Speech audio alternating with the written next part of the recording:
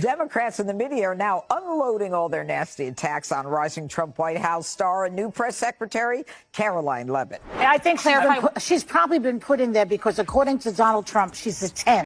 Daytime TV just got shaken to its core with one of the most jaw-dropping scandals in recent history. This one isn't just explosive, it's radioactive. Joy Behar, the sharp-tongued, no-holds-barred co-host of The View, has been officially booted from the panel. Gone, done, wiped from the iconic round table of fiery debates. After an absolute maelstrom of backlash, legal threats, and a full-blown social media frenzy, the unfiltered TV veteran has finally met a controversy she couldn't survive. Speaking of Donald Trump, I was stunned and amazed by his new White House spokeswoman today. She's actually the youngest ever in that job. But what on earth could be so damaging that it forced out one of the most outspoken voices in daytime television? Oh, you better buckle up, because this scandal is juicy. We've got controversy, irony, and a whole lot of people pointing fingers, scrambling to control the narrative. Here's how it all went down. Because trust me, this is the kind of drama that makes reality TV look tame. It all started during what seemed like just another fiery episode of The View, a show that practically lives on heated debates and unfiltered hot takes. But this time, Joy took things to a dangerous level. And when I say dangerous, I mean she didn't just ruffle feathers. She set the whole nest on fire. The panel was discussing Karoline Leavitt, the newly appointed White House press secretary under Donald Trump's administration. Now, Behar has never been one to hold back, but what she said next, it sent an ice-cold shockwave through the studio. Karoline Leavitt, she's just 27 years old. But boy, was she giving it to the Trump haters in her first White House briefing. She straight up implied that Leavitt didn't land the job based on her qualifications, but because of her looks. Yes, you heard that right. She went there. That wasn't just shade. That was a grenade thrown into a live broadcast. The air practically froze as the words left her mouth. Even her co-hosts, used to her fiery opinions, looked completely stunned. And from that moment on, everything spiraled out of control. Now, here's the kicker. This is where things go from bad to catastrophic.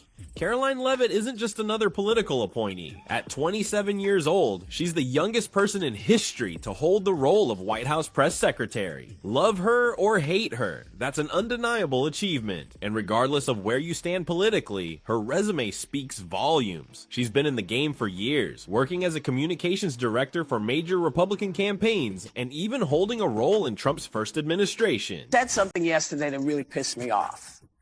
And that was, she said, there will be no wokeness here. Oh, yeah. Let me explain something to you. Yet instead of discussing her experience, Behar dismissed her entire career with one shallow remark about her appearance. And the reaction? Absolute pandemonium. The backlash was instant. The second the words left Behar's mouth, the studio froze. Audible gasps rippled through the audience. Even her co-hosts, who are used to her blistering takes, looked like they wanted to sink into their seats and disappear. And then came Alyssa Farah Griffin, who, let's not forget, has first-hand experience working under Trump. She wasn't about to let this slide. Griffin snapped back, immediately setting the record straight. Leavitt wasn't some random hire. It wasn't her first job, it was just her first press briefing. The tension in the studio was unbearable, but if you thought that was bad, just wait until you hear what happened online. Social media erupted, and not just from one political side. No, this backlash was bipartisan. People weren't just angry, they were calling out the hypocrisy in real time. After all, Behar has spent years branding herself as a champion of feminism and women's empowerment. But now, she was the one tearing another woman down. And then came the flood of brutal reactions. One user didn't hold back, posting, "Without that wokeness, you might not have that job."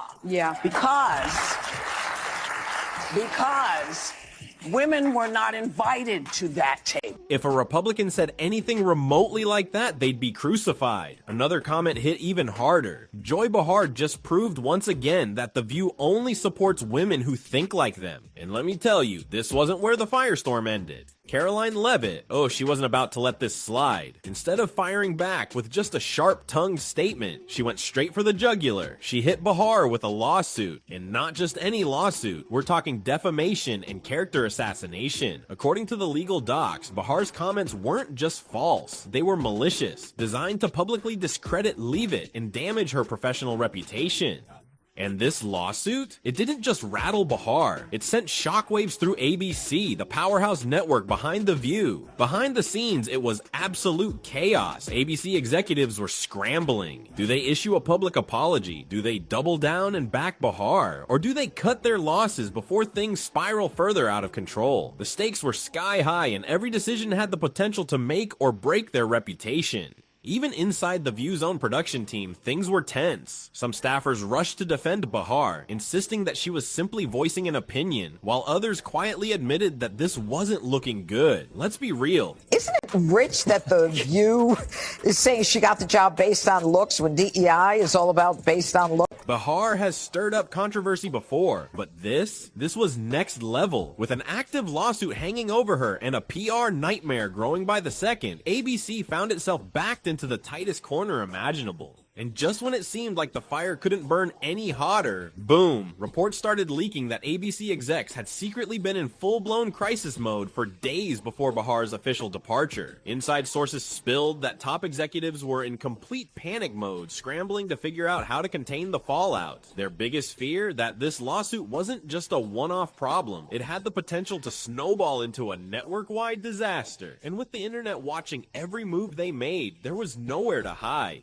The View has always been a magnet for controversy, but this time, the stakes were on another level. The legal implications had ABC executives walking on eggshells, torn between their loyalty to Behar and the crushing pressure from both the media and the public. With a lawsuit looming and backlash spreading like wildfire, the network was teetering on the edge of a full-blown crisis. And the chaos? It wasn't just confined to the top brass. The View staff was deeply divided. On one side, you had Behar's diehard supporters arguing that sure, maybe her comment was out of line, but the backlash? Way over the top. On the other side, there were those who felt she had crossed the line completely. This wasn't just another one of Behar's sharp-tongued remarks. This was a direct attack on another woman's accomplishments. And the whispers behind the scenes, they were everywhere. One anonymous staffer reportedly spilled to an outlet. It's not. So first of all, and I have had my objections to the job that Karine Jean-Pierre did, but she worked in politics for 21 years, 5 presidential campaigns, and worked in 2 administrations. This isn't the first time Joy has put us in hot water, but this time it feels like there's no way to recover. That's how serious this was. The tension was thick, and nobody knew where things would land. Some even speculated that the fallout wouldn't stop with Behar. There were murmurs that other co-hosts could get dragged into the mess. Meanwhile, legal experts across the media were ripping apart the lawsuit, analyzing every detail. Could Behar's words actually be classified as defamation?